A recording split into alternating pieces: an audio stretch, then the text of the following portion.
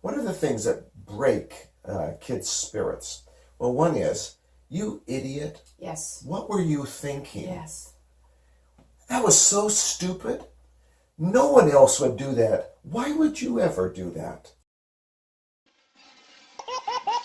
Really? Today we're actually going to talk about shaping the will of a child without destroying their spirit. So we're in a generation right now where we almost can't say the word discipline or correct because it's such a negative, because we don't want to break the spirit of our children. But our children do need direction and correction, and they do need to understand when they've done something right or wrong.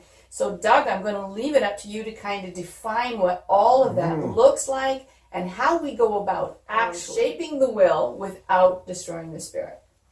Linda, it's really interesting when you look at both of these words, and that is a will and a spirit. The spirit is the heart of who we are. It's our identity. It's that motivational piece of us. It's what causes us to get up in the morning and our eyes sparkle. The will is when we make decisions and we choose to do certain things. Now, the will has to be shaped because we can make poor decisions. When we're younger, we can make poor decisions. In actual fact, we can make very poor decisions as we get older. Mm-hmm. So this isn't just a kid thing. Right. It's something that we can struggle with all through life. What happens is, in our upbringing, and I'd like to just use this parallel of even animals to humans, because there's something that I've seen in animals where you will see animal trainers and they'll want to shape the will of the animal. You want your pet, a domestic pet, a dog or a cat, to go outside to go to the bathroom. And so you're shaping the will of that. But it's possible to see a pet or an animal that has been domesticated and its spirit has been broken. Mm. And I know what it looks like. I've seen it in a horse, where the spirit of a horse has been broken. It was made to race and to run. And instead, it's on a tether, maybe a rope, and tied to a post. I've seen it with animals that have been mistreated. Yes. It's a terrible thing, because what we're looking at, and that's why I want to draw this picture, is we're looking at something that was made for this, but instead it's broken. And it's not used in that way. We're not seeing it running or its sheer strength to be in the wild.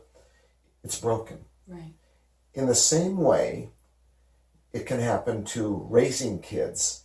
And so what we want to do is shape the will. We want kids who know boundaries, who know how to see right and wrong, and yet we don't want to break their spirit. Yes. What are the things that break kids' spirits? Well, one is, you idiot. Yes. What were you thinking? Yes. That was so stupid. No one else would do that. Why would you ever do that? Yeah. That isn't shaping a will. Yeah. It's breaking the spirit. Yeah. And unfortunately, again, these things happen. Oh, I've done it. And as soon as I saw the look on my son's face, it was like, because you just say it at the heat of the moment, and then it's already been said. Yes. I mean, you can apologize, but it's already been said. And it reverberates and echoes in their mind, sometimes days. And, sometimes years. I'm involved in counseling as well with people, and it's sometimes years. And they'll say, well, when I was, my mother, my father, or a school teacher said that I was the dunce, the idiot of the class, and here they are. I did that to my son. I have one that, he's very smart. He actually figured out how to get out of things. And instead of pointing that out, I just called him lazy. Before long, he became extremely lazy. Why? Because I basically called him that, so why not? And it took me a few years to realize actually what had happened. And when I did, and I started reversing that, I'd say, you know what? You're not lazy. You're extremely smart. You figured out how to get out of this. But guess what? I'm one step ahead of you now because I figured it out. And so off we go. We're going to do this. And now this boy he actually admitted at one point, he said, "Mom, I'm lazy," and he had taken it on because I had said it. Yeah. But now he's probably one of the hardest working of the 4 kids, because when I saw what I did, you can reverse things. Yes. You can reverse things. It takes a lot longer to reverse it than it does to make, to break somebody down. But you can reverse it. So that's basically what we're talking about. As parents, as leaders, because you don't have to be a parent, you can do it as a leader. Yep.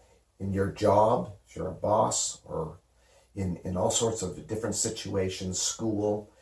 The issue is to know that there's a difference between spirit and will.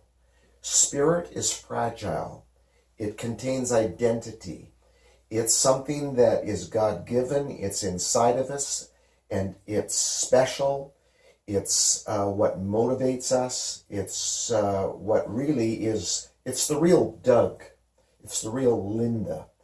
And that you handle very gently, cautiously. The will, you're able to shape that. And good parents learn that you have to do that. And so you're shaping it. Again, you want your kids to make good decisions. Now, here's the thing, Linda. When kids are younger, we're pretty close in the shaping because they haven't had any training in this.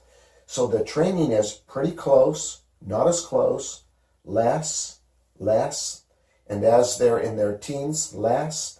As they're in their 20s, they're asking us questions. So the kitchen table probably is one of the great times of eating meals, of shaping, taking their phone calls as they get older, and we're shaping their will. Their spirit, it's, like you said, instead of the destructive, our words are so important. Our actions. If we're absentee as parents and we're not there, they wanted to meet with us. No, didn't have the time, didn't show up. We said these things. It kills their spirit. And here's the worst side and the best side. They'll find someone else who will say something to them to fill that void. And it might not be a good person. It might not be a good person. Yes. The other side is when we fill that, then they go and they not only live it out, but they share good with others. Right. So healed people are used to bring healing to others. Right. And I can see that for you, and certainly for me as well, that's what happened with us. We're not perfect, but we have experienced a degree and measure of healing, and now we're sharing the good news. And here you are, sharing with the viewers on how they can be whole too. Yeah, exactly. And that's the whole point. But it is basically our job as parents to help our kids be as whole as possible, but we're not going to have it perfect right off the bat. Yes. We got to be doing things like this and talking to people and getting help. And I think it's really important, and I figured this out last year, that we have to have a tribe of people around us that we can trust, that we feel, because That's we good. need to actually be able to bounce ideas off. And